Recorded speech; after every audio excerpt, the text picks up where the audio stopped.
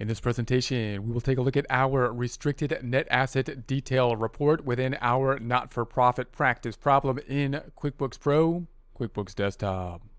Here we are in our practice problem file. We currently have the open windows open. You can open the open windows by going to the view dropdown and selecting the open windows list. We're now going to go to our Excel file to see what our objective will be. We've been creating the financial statements, and so the financial statements consisting of the statement of financial position and then the statement of activities. We're going to concentrate here on the statement of activities and the more detail related to it. This would be similar to the income statement. So note within our Excel problem, we would generate the statement of activities. We had generated it from the trial balance. And then we had our two columns here, the with restrictions and without restrictions, as well as the expenses here being broken out by what they were used for, their function rather than their nature. Then we want to give the board of directors more information, typically from here as needed, including what the expenses were in terms of the nature, what they were spent on. If we scroll down, that's going to be in the reporting of expenses by nature and function, giving the expense by the normal kind of categories we're probably typically aware of with expenses. Okay, so then that's going to give them more detail there. Then the next thing is that we have this restricted items, and we might get a question, well, what are the restrictions? I mean, what's included in these restricted items? And this is another piece of tracking that's difficult for us to do basically in Excel, but within QuickBooks, we have that more kind of three-dimensional kind of tracking method. In other words, we're going to be using the job reports to get that information. So in QuickBooks then, we're able to get a similar report such as this, and then break out the more detail with the use of classes, and then break out the more detail with regards to the restrictions with the use of the jobs feature. So let's review that real quick, and then we'll get into the jobs feature. If we go back to QuickBooks, we're going to say that the standard, let's look at the profit and loss report first. Reports drop down, company and financial. We'll take a look at the profit and loss I'm sorry, not the standard. I'm going to close that back out. Reports, we want the company and financial, profit and loss by class. That's going to be our standard report for here. That's going to be 010120 to 123120. We'll change the font size, customizing the font size to the fonts and numbers. Let's make it 11. We're going to say okay, yes please, and okay. So there we have that. Now if we minimize this item, we have something that's going to be similar. We changed the name last time and formatted this last time. We won't do that here this time on the profit and loss. Just this is our starting point, unrestricted and restricted. Then we can give more detail of what they were used for in this method by selecting the plus button. So there we have that. And that's with the use of the class feature. If I minimize this back again, now we could say, well, what if we want more detail on what the restrictions are? What's the more detail there? That, you'll recall, we use the job function to do that. So we set up the jobs to do that. So to do that, we can go then to the reports dropdown, company and financial, and then we could go to the profit and loss by job. Profit and loss by job, changing the dates up top once again from 010120 to 1231.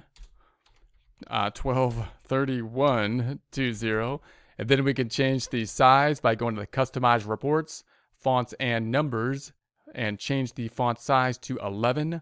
Okay, yes, and okay.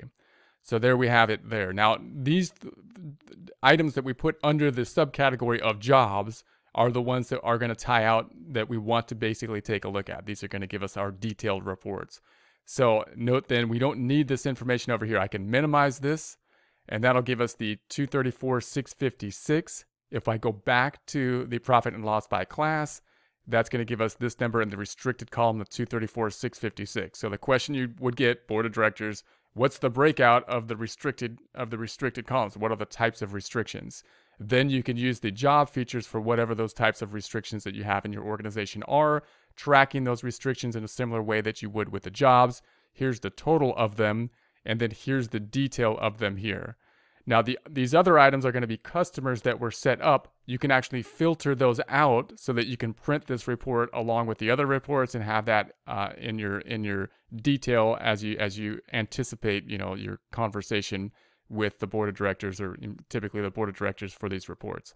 So how can we filter these out? Well, you'll recall when we set up the jobs, we go to the customer dropdown, customer center, and we set up these jobs under the subcategory of job. And then with these jobs, if I go into any one of them, double clicking on them, in the job info, we set them up as in progress. So any job that still has activity in it, or any restricted item that still has activity in it, we want to label it as in progress, and that'll help us to filter those jobs. And so I'm going to close this back out. So in other words, if I close this back out, when I just look at this report, this is all I need because it's on the left. This is all I need. But when I print this report, I would like to get rid of this other information. Now, you can also get rid of it by exporting it to Excel and just deleting those columns, or you could filter it here. The way you filter it here is you'd go to the Customize Reports up top. We're going to go then to the Filters tab, and then we want to filter the status. So I'm going to filter the status, job status. That's the one. And the status is going to be in progress. We want the jobs that we labeled as in progress and okay. And then we just have the in progress jobs there. So that's nice. Now note these aren't actually jobs. We want to label this report something like the restricted net asset detail report. So I'm going to change then the name, because from the job report, by going to the Customize Reports, we're going to go to the header and footer. We can change the name to something like restricted net assets set detail report, or something like that, and then say okay. And so there we have that, and that'll give us some more information there. Now we can print this report out with the other reports. Let's export it to Excel. So we have our Excel worksheet that we had set up with the prior presentations. We're going to add this report to it. So I'm going to go to then the Excel. We're going to create a new worksheet. And then I'm going to put this into an existing workbook. We're going to put it in an existing workbook. Look for that workbook. That's the one we want. Double clicking on that and export. So we'll export that out. And there we have it. So here's our report. We're going to do some formatting to it. I'm going to pull it over to the right. So I'm going to take this. I'm going to pull it over to the right. And I'm going to rename it, double clicking down here, net asset detail report or something like that on the name. And then you could do some formatting up top. We're going to then, I'm going to go down to the page layout view, and say, okay. And there's our splits now. So now I'm going to go to the View tab, Windows, remove the split. So there we have that. Then go back to the normal view, And now we have these two columns. Now you could adjust this. You could try to make it landscape, or you could just be okay with it being portrait, because we have landscape and portrait. So notice this last one already is landscape in terms of the page is turned the other way. So you could make this one landscape, and that would basically take care of formatting. So you could then go to the page layout, and then we go to the orientation and landscape, and that makes it fit on a page.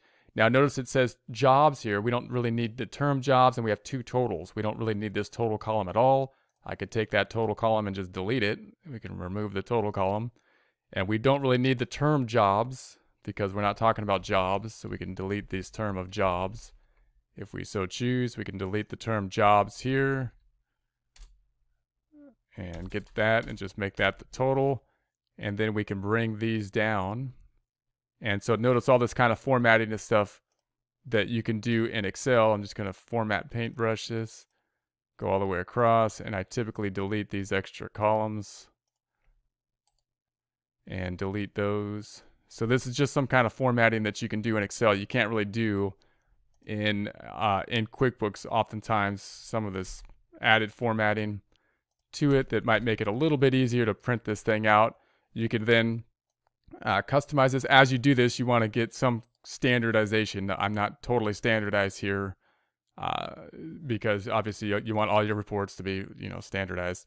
So I'm going to right click on this, and then I'm going to format these cells, and let's make this currency, and let's get rid of the $sign and no decimals.